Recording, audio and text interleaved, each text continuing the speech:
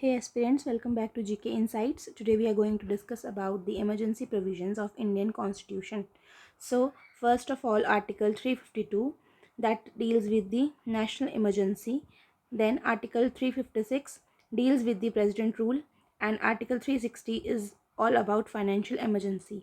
तो आज की वीडियो में हम आर्टिकल 352 के बारे में डिटेल में जानेंगे.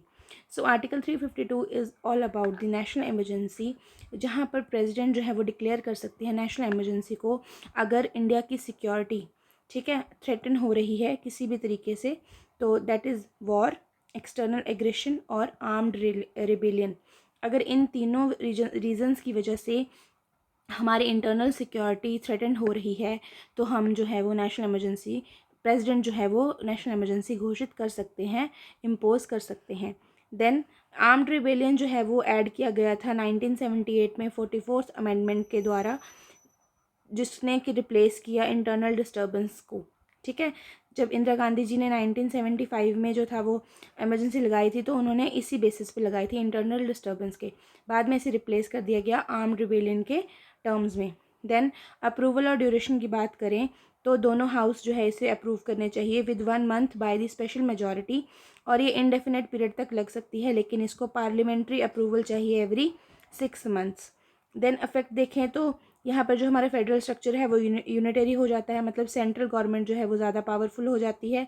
देन पार्लियामेंट जो है वो स्टेट लिस्ट के किसी भी सब्जेक्ट पे जो है वो टॉपिक मतलब लॉ बना सकता है. देन आर्टिकल 19 जो है वो हमारा सस्पेंड हो जाता है और उसके बाद जो है वो प्रेसिडेंट जो है वो ऑर्डर कर सकते हैं फंडामेंटल राइट्स, किसी भी फंडामेंटल राइट्स को सस्पेंड करने के लिए except 2 articles, that is your article 20 and article 21.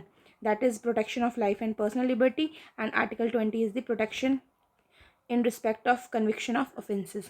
okay, so this is all about. and जो नेशनल इमरजेंसी है वो आज से मतलब टोटल की बात करें तो 3 बार लग चुकी है. That is first is when your 1962 Indo China war, then 1971 Indo Pakistan war, and then third emergency 1975 to 1977. That is very controversial emergency imposed by the President Fakhruddin Ali Ahmed on the advice of Prime Minister Indira Gandhi.